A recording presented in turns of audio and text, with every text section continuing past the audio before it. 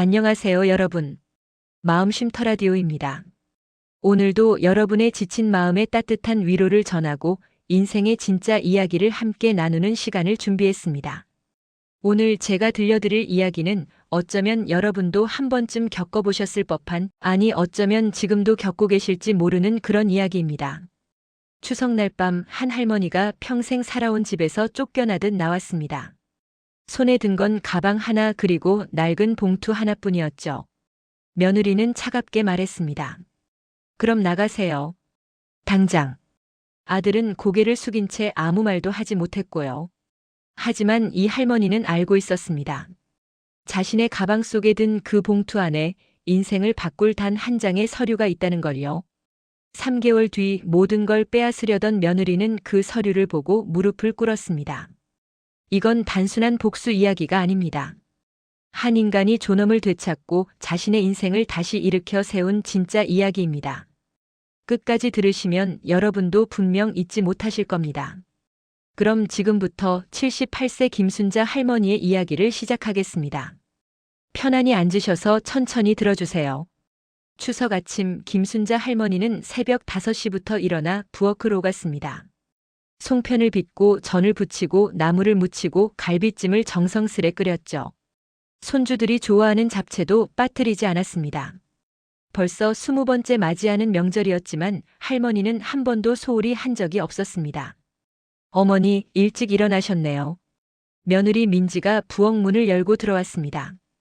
평소와 다르게 목소리에 온기가 없었죠. 할머니는 그걸 느꼈지만 애써 웃으며 대답했습니다. 응, 오늘 차례상 준비하려고. 애들 오면 배고프다고 난리 날 테니까. 하지만 민지는 웃지 않았습니다.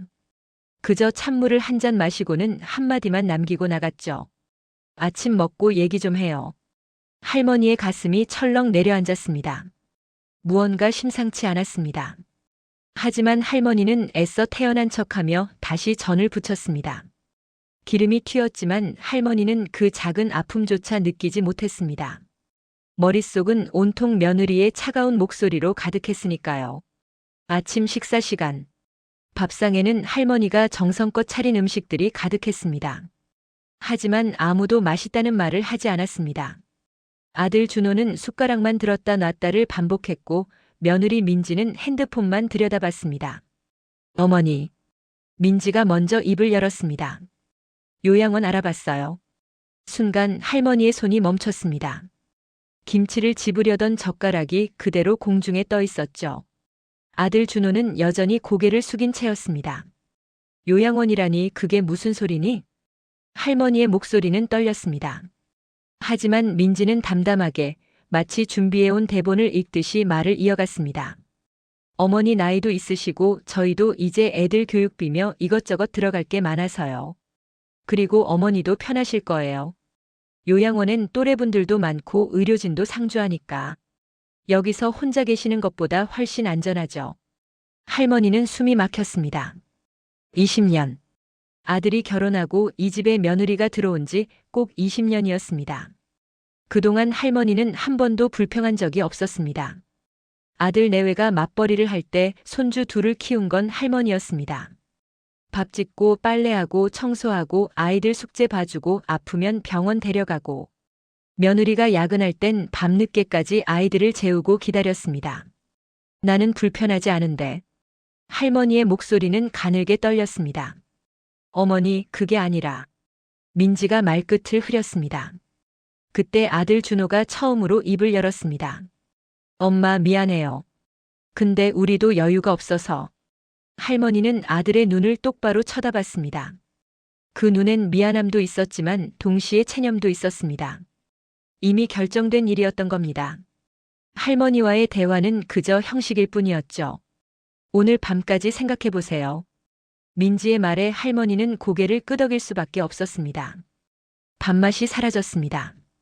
평생 이 집을 지켰는데 이제는 짐이 되어버린 걸까요? 할머니는 젓가락을 내려놓고 자리에서 일어났습니다. 그날 오후 친척들이 왔습니다. 모두들 웃고 떠들며 음식을 먹었습니다. 할머니는 웃는 척했지만 가슴속은 얼어붙어 있었습니다. 저녁이 되자 친척들은 하나둘 돌아갔고 집엔 다시 무거운 침묵만 남았습니다. 밤 11시 할머니는 작은 가방 하나를 꺼냈습니다.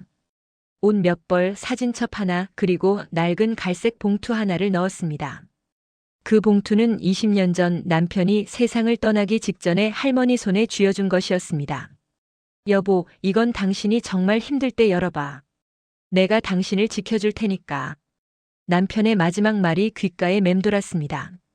할머니는 그동안 단 한 번도 그 봉투를 열지 않았습니다. 열 필요가 없었으니까요. 이 집에서 아들 곁에서 손주들과 함께하는 게 할머니의 전부였으니까요. 하지만 이제는 달랐습니다. 거실로 나온 할머니를 보고 며느리가 놀란 표정으로 물었습니다. 어머니, 어디 가세요? 나간다. 예? 지금 밤인데요. 어디로 가시게요? 할머니는 대답하지 않았습니다. 그저 현관문을 열고 나섰죠. 뒤에서 아들의 목소리가 들렸습니다. 엄마, 엄마. 하지만 할머니는 돌아보지 않았습니다. 그렇게 할머니는 40년을 살았던 집을, 평생을 바쳤던 가족을, 그리고 자신의 모든 것을 뒤로하고 차가운 가을밤 속으로 걸어나갔습니다. 복도는 어두웠고 바람은 차가웠습니다. 하지만 할머니의 손은 따뜻했습니다. 가방 속 봉투를 꼭 쥐고 있었으니까요. 할머니는 아파트 단지 벤치에 앉았습니다. 가로등 불빛 아래 할머니는 떨리는 손으로 그 봉투를 꺼냈습니다. 20년 동안 단 한 번도 열어보지 않았던 봉투. 남편의 체온이 아직도 남아있는 것 같았습니다. 봉투를 열자 몇 장의 서류가 나왔습니다. 할머니는 가로등 불빛에 비춰 천천히 읽기 시작했습니다. 첫 번째 서류는 부동산 등기 부등본이었습니다. 서울 강남의 1층 상가 2채. 할머니는 눈을 의심했습니다. 남편이 돌아가신 게 2003년이었는데 그때 이미 이 상가들이 남편 명의로 되어 있었던 겁니다. 두 번째 서류는 오피스텔 건물의 소유권 증명서였습니다. 경기도 분당의 오피스텔 한 동 총 12가구짜리 건물이었죠. 할머니는 숨이 막혔습니다. 세 번째 서류는 유언장이었습니다. 남편의 육필로 쓰인 법적 효력이 있는 정식 유언장이었죠. 나 김철수는 본 유언장을 통해 다음과 같이 나의 재산을 처분하고자 한다. 서울 강남구 상가 2채, 경기도 분당구 오피스텔 한 동의 소유권은 전부 아내 김순자에게 귀속된다. 아들 김준호에게는 이 사실을 알리지 말 것. 아내가 진정으로 필요로 할 때까지 이 비밀을 지켜주길 바란다. 할머니의 눈에서 눈물이 흘러내렸습니다. 남편은 알고 있었던 겁니다. 자신이 떠난 후 아내가 어떤 삶을 살게 될지, 어떤 어려움을 겪게 될지. 그래서 마지막 보루를 남겨둔 거였죠. 여보. 할머니는 하늘을 올려다봤습니다. 별이 총총했습니다. 남편이 떠난 지 20년이 지났지만 그는 여전히 할머니를 지키고 있었습니다. 할머니는 핸드폰을 꺼냈습니다. 오래된 폴더폰이었지만 할머니는 천천히 번호를 눌렀습니다. 남편의 오랜 친구이자 변호사였던 박 변호사의 번호였습니다. 여보세요? 밤늦은 시간이었지만 박 변호사는 바로 전화를 받았습니다. 박 변호사님, 저 김순자입니다. 오, 순자 씨. 무슨 일이세요? 할머니는 떨리는 목소리로 말했습니다. 남편이 남긴 유언장이 있는데요. 이게 아직 유효한가요? 전화기 너머로 잠시 침묵이 흘렀습니다. 그리고 박 변호사의 목소리가 들려왔습니다. 드디어 그걸 꺼내셨군요. 철수 형님이 저한테 당부하셨어요. 순자 씨가 연락 오면 무조건 도와드리라고요. 네, 당연히 유효합니다. 내일 아침 제 사무실로 오시겠어요? 할머니는 눈물을 닦으며 대답했습니다. 네, 가겠습니다. 그날 밤 할머니는 24시간 찜질방에서 밤을 보냈습니다. 평생 한 번도 가본 적 없는 곳이었지만 이상하게도 편안했습니다. 더 이상 눈치 볼 사람도 없었고 아침 일찍 일어나 밥을 차릴 필요도 없었으니까요. 다음 날 아침 할머니는 박 변호사 사무실을 찾았습니다. 박 변호사는 할머니를 따뜻하게 맞이했습니다. 순자 씨, 그동안 고생 많으셨어요. 철수 형님이 제게 모든 걸 말씀하셨어요. 형님은 당신이 재산 때문에 아들과의 관계가 틀어질까봐 걱정하셨어요. 그래서 이렇게 비밀로 해두신 거죠. 박 변호사는 서류들을 펼쳤습니다. 현재 이 부동산들의 시가총액은 약 42억 원 정도 됩니다. 강남 상가는 월세만 해도 한 채당 1,000만 원씩 나오고요. 분당 오피스텔은 전체 임대 수익이 월 2천만 원 정도 됩니다. 할머니는 믿을 수가 없었습니다. 자신이 20년 동안 며느리 눈치를 보며 손주들 뒷바라지하며 작은 방 한 칸에서 살았던 그 시간 동안 자신에게는 이런 재산이 있었던 겁니다. 그럼 제가 지금 당장 이 재산을 찾을 수 있나요? 물론입니다. 유언장이 법적으로 완벽하게 작성되어 있어서 아들분의 동의 없이도 가능합니다. 다만 상속세 문제가 있긴 한데 이미 20년 전에 납부됐습니다. 철수 형님이 미리 다 처리해 두셨어요. 박 변호사는 미소를 지으며 말했습니다. 순자 씨, 이제 당신 인생을 사세요. 형님이 그렇게 바라셨을 거예요. 할머니는 눈물을 흘렸습니다. 하지만 이번엔 슬픔의 눈물이 아니었습니다. 감사의 눈물이었고 해방의 눈물이었습니다. 그날부터 할머니의 인생이 바뀌기 시작했습니다. 가장 먼저 한 일은 작은 원룸을 구하는 것이었습니다. 아들네 집 근처도 아닌 할머니가 젊었을 때 살았던 동네였죠. 그곳에서 할머니는 비로소 자신만의 공간을 가질 수 있었습니다. 박 변호사는 부동산 관리 회사를 소개해줬고 할머니는 매달 꼬박꼬박 임대 수익을 받기 시작했습니다. 월 3천만 원. 할머니가 평생 한 번도 만져본 적 없는 돈이었습니다. 하지만 할머니는 사치스럽게 쓰지 않았습니다. 작은 원룸에서 검소하게 살며 그저 자유를 만끽했습니다. 아침에 늦잠을 자도 되고 저녁에 드라마를 봐도 되고 친구들과 수다를 떨어도 됐습니다. 한 달이 지났을 때 아들에게서 전화가 왔습니다. 엄마 어디 계세요? 걱정돼서 미치겠어요. 할머니는 담담하게 대답했습니다. 나 잘 살고 있어. 걱정 말고. 엄마 집으로 돌아오세요. 민지도 반성하고 있어요. 아니야. 나는 이제 내 집이 있어. 전화를 끊고 할머니는 창밖을 바라봤습니다. 햇살이 따뜻했습니다. 2달째 되던 어느 날 할머니의 원룸 초인종이 울렸습니다. 문을 열자 며느리 민지가 서 있었습니다. 놀랍게도 손에는 과일 바구니를 들고 있었죠. 어머니. 민지의 목소리는 어색했습니다. 할머니는 표정 하나 변하지 않고 물었습니다. 무슨 일이니? 그냥 어머니 얼굴 보고 싶어서요. 할머니는 믿을 수 없다는 표정으로 민지를 쳐다봤습니다. 20년 동안 단 한 번도 할머니를 찾아온 적 없던 며느리가 갑자기 과일을 들고 나타난 겁니다. 들어와.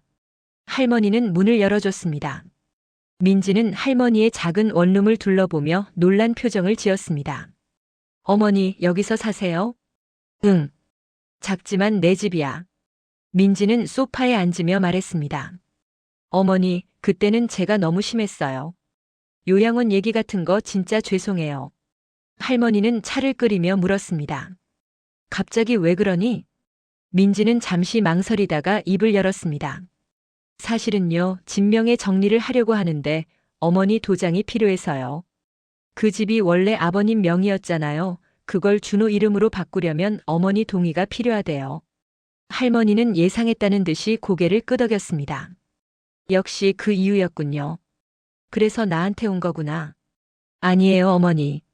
진심으로 사과하고 싶어서 온 거예요. 그리고 명예 이전은 어차피 나중에 준호가 상속받을 거니까 미리 정리하는 게 좋을 것 같아서요. 할머니는 차를 내려놓으며 조용히 말했습니다. 그 집 명의는 애초에 내 남편 거였어. 그리고 남편이 돌아가시면서 법적으로 나한테 상속된 거고. 네, 그래서 어머니 동의가 필요한 거예요. 할머니는 잠시 침묵했습니다. 그리고는 방으로 들어가 낡은 갈색 봉투를 꺼내왔습니다. 이걸 보렴. 할머니는 봉투 안에 서류들을 하나씩 펼쳤습니다.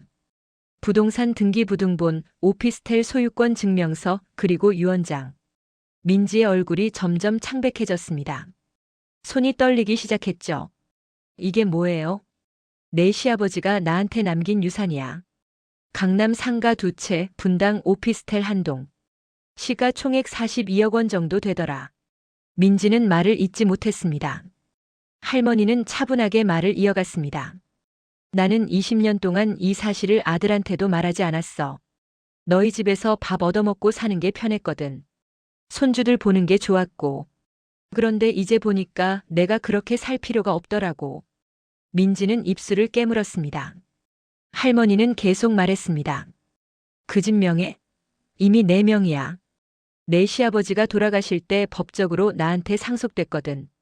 내가 정리하려던 그 집은 애초에 내 집이 아니었어.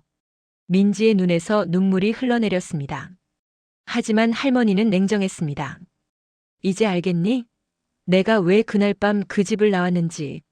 나는 더 이상 눈치 보며 살고 싶지 않았어. 내 남편이 나를 위해 남겨둔 이 재산으로 이제 내 인생을 살고 싶었던 거야. 민지는 고개를 숙인 채 흐느꼈습니다. 어머니 죄송해요. 정말 죄송해요. 할머니는 차를 한 모금 마시며 말했습니다. 사과는 필요 없어. 내가 나한테 미안해할 이유는 없어. 다만 이제부터는 내 인생을 살고 나도 내 인생을 살 거야. 그게 서로한테 좋을 것 같아. 민지는 울면서 일어났습니다. 어머니, 다시는 이런 일 없을 거예요. 제발 집으로 돌아오세요. 하지만 할머니는 고개를 저었습니다. 아니야. 나는 여기가 좋아. 그리고 준호한테 전해줘. 엄마는 잘 살고 있으니까 걱정 말라고. 민지는 결국 빈손으로 돌아갔습니다. 할머니는 문을 닫고 깊은 한숨을 쉬었습니다. 가슴이 답답했지만 동시에 후련했습니다. 며칠 후 이번엔 아들 준호가 찾아왔습니다. 할머니는 예상했다는 듯이 문을 열어줬습니다. 엄마. 준호는 할머니를 보자마자 무릎을 꿇었습니다. 엄마 죄송해요. 제가 정말 잘못했어요. 할머니는 아들을 일으키며 말했습니다. 일어나. 무릎 꿇을 것까지는 없어. 엄마, 저는 몰랐어요. 아버지가 그런 유산을 남기신 줄. 그리고 엄마가 그렇게 힘드셨던 줄도. 할머니는 아들의 어깨를 다독이며 말했습니다. 준호야, 나는 너를 원망하지 않아. 다만 이제 엄마도 엄마 인생이 있다는 걸 알아줬으면 좋겠어. 엄마, 다시 우리 집으로 오세요. 제가 잘할게요. 민지도 반성하고 있어요. 할머니는 고개를 저었습니다. 아니야. 나는 이제 혼자 사는 게 편해. 그리고 너희도 너희 가족끼리 사는 게 좋을 거야. 나는 가끔 손주들 얼굴이나 보러 갈게. 준호는 눈물을 흘렸습니다. 엄마, 제가 정말 나쁜 자식이죠? 아니야. 넌 그저 어른이 된 거야. 그리고 어른이 되면 각자의 삶이 생기는 거지. 그게 나쁜 건 아니야. 할머니는 아들의 손을 잡았습니다. 준호야, 엄마는 이제 괜찮아. 내 아버지가 나를 지켜주고 있어. 그러니까 너는 내 가족 잘 챙기고 엄마 걱정은 하지 마. 준호는 한참을 울다가 돌아갔습니다. 할머니는 다시 혼자가 됐지만 이상하게도 외롭지 않았습니다. 그날 밤 할머니는 남편의 사진을 꺼내 들었습니다. 젊었을 적 둘이 함께 찍은 사진이었죠. 여보, 고마워요. 당신이 나를 끝까지 지켜줘서. 이제 나도 당신처럼 당당하게 살아볼게요. 사진 속 남편은 환하게 웃고 있었습니다. 그로부터 한 달 후 할머니의 삶은 완전히 달라져 있었습니다. 매일 아침 할머니는 여유롭게 일어나 커피를 내렸습니다. 발코니에 앉아 햇살을 받으며 신문을 읽었죠. 오후에는 동네 복지관에 가서 또래 친구들을 만났습니다. 순자 씨, 요즘 표정이 정말 좋아 보이세요. 복지관에서 만난 친구 영자가 말했습니다. 할머니는 미소를 지으며 대답했습니다. 이제야 내 인생을 사는 것 같아. 그러게요. 전에는 항상 피곤해 보이셨는데 요즘은 완전히 다른 사람 같아요.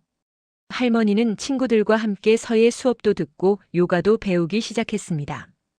평생 자신을 위해 쓴 시간이 없었는데 이제는 매일이 자신을 위한 시간이었습니다. 어느 날 할머니는 박 변호사에게서 전화를 받았습니다. 순자 씨, 강남 상가 중 한 곳에서 임차인이 나간대요. 새로운 임차인을 구할 건데 어떻게 하실래요? 제가 직접 가서 봐도 될까요? 물론이죠. 제가 동행하겠습니다. 다음 날 할머니는 생전 처음으로 자신의 상가를 직접 보러 갔습니다. 강남역 근처의 번화가 1층 코너 상가였습니다. 사람들이 북적이고 주변에는 카페와 음식점들이 가득했죠. 여기가 제 건물이라니. 할머니는 믿을 수가 없었습니다. 박 변호사가 설명했습니다. 철수 형님이 정말 해안이 있으셨어요. 2000년대 초에 이 자리를 매입하셨거든요. 그때만 해도 이 동네가 지금처럼 비싸지 않았는데 형님은 미래를 내다보신 거죠. 할머니는 남편이 자랑스러웠습니다. 그리고 동시에 자신을 이렇게까지 생각해준 남편에게 감사했습니다. 새 임차인은 어떤 분이 좋을까요? 박 변호사가 물었습니다. 할머니는 잠시 생각하다가 말했습니다. 젊은 사람들이 좋겠어요. 꿈이 있는 사람들. 그리고 보증금은 좀 낮춰주고 대신 장기 계약을 하면 어떨까요? 박 변호사는 놀란 표정으로 할머니를 쳐다봤습니다. 순자 씨, 그럼 수익이 줄어들 텐데요. 괜찮아요. 저는 이미 충분해요. 그리고 젊은 사람들이 꿈을 펼칠 수 있는 기회를 주고 싶어요. 결국 할머니의 상가는 20대 청년이 운영하는 작은 북카페가 들어섰습니다. 할머니는 가끔 그 북카페를 방문해서 커피를 마시며 책을 읽었죠. 청년 사장은 할머니를 보면 항상 공손하게 인사했습니다. 할머니 덕분에 제가 꿈을 이뤘어요. 정말 감사해요. 할머니는 미소를 지으며 대답했습니다. 아니야. 내가 열심히 해서 이룬 거지. 나는 그저 기회를 준 것뿐이야. 그렇게 할머니의 하루하루는 평화로웠습니다. 더 이상 누구의 눈치를 볼 필요도 없었고 더 이상 자신을 희생할 필요도 없었습니다. 어느 주말 손주들이 할머니를 찾아왔습니다. 준호가 아이들을 데리고 온 겁니다. 할머니. 손주들은 할머니를 보자마자 달려왔습니다. 할머니는 아이들을 꼭 안아주며 물었습니다. 우리 보고 싶었어? 네. 할머니 어디 가신 줄 알고 엄청 걱정했어요. 할머니는 아이들의 머리를 쓰다듬으며 말했습니다. 할머니는 이제 여기서 살아. 작지만 할머니 집이야. 아이들은 할머니의 원룸을 신기하게 둘러봤습니다. 그리고는 발코니에서 보이는 풍경에 감탄했죠. 와, 할머니 집 뷰가 엄청 좋아요. 준호는 조용히 할머니에게 다가왔습니다. 엄마 행복해 보이세요. 응. 이제야 행복해. 준호는 미안한 표정으로 말했습니다. 엄마, 저희가 너무 몰랐어요. 엄마가 얼마나 희생하셨는지. 할머니는 아들의 손을 잡았습니다. 준호야, 이제 그런 얘기는 하지 말자. 과거는 과거야. 중요한 건 지금. 그날 할머니는 손주들과 함께 근처 공원을 산책하고 맛있는 저녁도 사줬습니다. 예전처럼 집에서 직접 요리하지는 않았지만 외식을 하면서도 충분히 행복했습니다. 헤어질 시간이 되자 손주들이 아쉬워했습니다. 할머니, 다음 주에 또 와도 돼요? 물론이지. 언제든 와. 손주들이 돌아가고 할머니는 다시 혼자가 됐습니다. 하지만 이번엔 쓸쓸하지 않았습니다. 오히려 뿌듯했죠. 그날 밤 할머니는 일기를 쓰기 시작했습니다. 평생 한 번도 일기를 써본 적이 없었는데 이제는 자신의 하루를 기록하고 싶어졌습니다. 오늘은 손주들을 만났다. 아이들은 여전히 사랑스러웠다. 하지만 이제 나는 할머니이기 전에 김순자라는 한 사람이다. 나는 나를 위해 살 것이다. 펜을 내려놓고 할머니는 창밖을 바라봤습니다. 도시의 불빛이 반짝였습니다. 할머니는 그 불빛 하나하나가 각자의 인생을 살아가는 사람들이라고 생각했습니다. 그리고 이제 자신도 그중 하나라는 걸 깨달았습니다. 석 달이 지났습니다. 할머니는 이제 완전히 새로운 삶에 적응했습니다. 복지관 친구들과는 매주 수요일마다 등산을 갔고 목요일에는 합창단 연습을 했습니다. 금요일 저녁에는 혼자 영화관에 가서 영화를 봤죠. 어느 날 할머니는 자원봉사를 시작했습니다. 독거노인들을 위한 도시락 배달 봉사였습니다. 아이러니하게도 몇 달 전까지만 해도 자신이 그런 처지가 될 뻔했는데 이제는 다른 사람들을 돕는 입장이 된 겁니다. 할머니, 이거 제가 만든 도시락이에요. 맛있게 드세요. 할머니가 도시락을 건네자 80대 후반으로 보이는 할머니가 눈물을 글썽이며 말했습니다. 고맙습니다. 요즘 같은 세상에 이런 분들이 계시다니. 그 순간 할머니는 깨달았습니다. 자신이 받은 축복을 나누는 것, 그것이 진짜 행복이라는 걸요. 집으로 돌아오는 길 할머니는 하늘을 올려다봤습니다. 여보, 당신이 남겨준 이 재산으로 나는 이제 다른 사람들을 돕고 있어요. 당신도 기뻐하시겠죠? 바람이 살랑 불었습니다. 마치 남편이 대답하는 것 같았습니다. 여러분, 김순자 할머니의 이야기 어떠셨나요? 이 이야기는 단순한 복수극이 아닙니다. 한 인간이 자신의 존엄을 되찾는 이야기입니다. 할머니는 42억이라는 재산으로 며느리에게 복수하지 않았습니다. 그 대신 자신의 인생을 살기로 선택했죠. 우리는 살면서 많은 희생을 합니다. 가족을 위해, 자식을 위해, 사랑하는 사람을 위해. 그 희생은 아름답습니다. 하지만 그 희생이 당연시되고 나의 존재가 지워질 때 우리는 용기를 내야 합니다. 김순자 할머니처럼요. 할머니는 20년 동안 침묵했습니다. 하지만 그 침묵은 나약함이 아니었습니다. 오히려 강함이었죠. 할머니는 진짜 필요한 순간까지 기다렸고 그 순간이 왔을 때 당당하게 자신의 인생을 되찾았습니다. 그리고 중요한 건 할머니가 그 재산으로 사치스럽게 살지 않았다는 겁니다. 작은 원룸에서 검소하게 살며 자신의 행복을 찾았고 나아가 다른 사람들을 도왔습니다. 진짜 부자는 돈이 많은 사람이 아닙니다. 자신의 인생을 당당하게 사는 사람입니다. 누구의 눈치도 보지 않고 자신의 행복을 스스로 만들어가는 사람입니다. 혹시 지금 이 이야기를 들으시는 여러분 중에 가족 때문에, 자식 때문에, 혹은 다른 누군가 때문에 자신을 희생하고 계신 분이 계신가요? 그렇다면 이 말씀을 드리고 싶습니다. 당신의 희생은 아름답습니다. 하지만 당신도 행복할 자격이 있습니다. 당신의 인생도 소중합니다. 당신도 존중받아야 합니다. 그리고 때로는 떠나는 것도 용기입니다. 관계를 끝내는 것도 사랑입니다.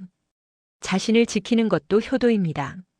김순자 할머니는 집을 떠났지만 아들과의 관계를 완전히 끊지는 않았습니다. 다만 경계를 만들었죠. 건강한 거리를요. 그리고 그 거리 속에서 오히려 더 진실한 관계가 만들어졌습니다. 여러분도 할 수 있습니다. 나이는 숫자일 뿐입니다. 78세에도 새로운 인생을 시작할 수 있습니다. 80세에도 90세에도요. 중요한 건 용기입니다. 자신을 사랑하는 용기, 자신의 행복을 선택하는 용기, 그리고 당당하게 아니오라고 말하는 용기입니다. 오늘 이 이야기가 여러분께 작은 위로가 되었기를, 그리고 용기가 되었기를 바랍니다. 여러분 한 분 한 분 모두 소중한 존재입니다. 그 누구도 여러분을 함부로 대할 권리가 없습니다. 가족이라는 이름으로도요. 사랑은 희생이 아닙니다. 사랑은 존중입니다. 그리고 진짜 효도는 부모님을 한 인간으로서 존중하는 겁니다. 여러분, 오늘 이야기는 여기까지입니다. 저는 마음쉼터 라디오입니다. 이 채널은 여러분의 지친 마음에 작은 쉼표를 찍어드리기 위해 만들어졌습니다. 매일매일 힘든 하루를 보내시는 여러분께 공감과 위로, 그리고 때로는 용기를 드리고 싶습니다.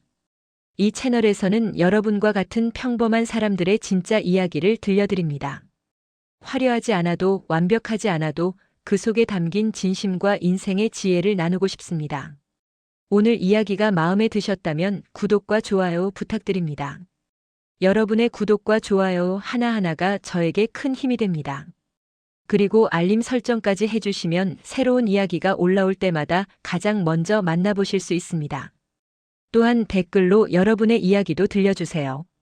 여러분의 경험, 여러분의 생각, 여러분의 마음속 이야기들을요. 저는 여러분의 이야기를 기다리고 있습니다. 그리고 혹시 주변에 힘들어하시는 분이 계시다면 이 영상을 공유해주세요. 작은 이야기 하나가 누군가에겐 큰 위로가 될 수 있습니다. 다음 영상에서는 또 다른 감동적인 이야기로 찾아뵙겠습니다. 항상 건강하시고 행복하세요. 여러분 한 분 한 분 모두 응원합니다. 마음쉼터 라디오였습니다. 감사합니다.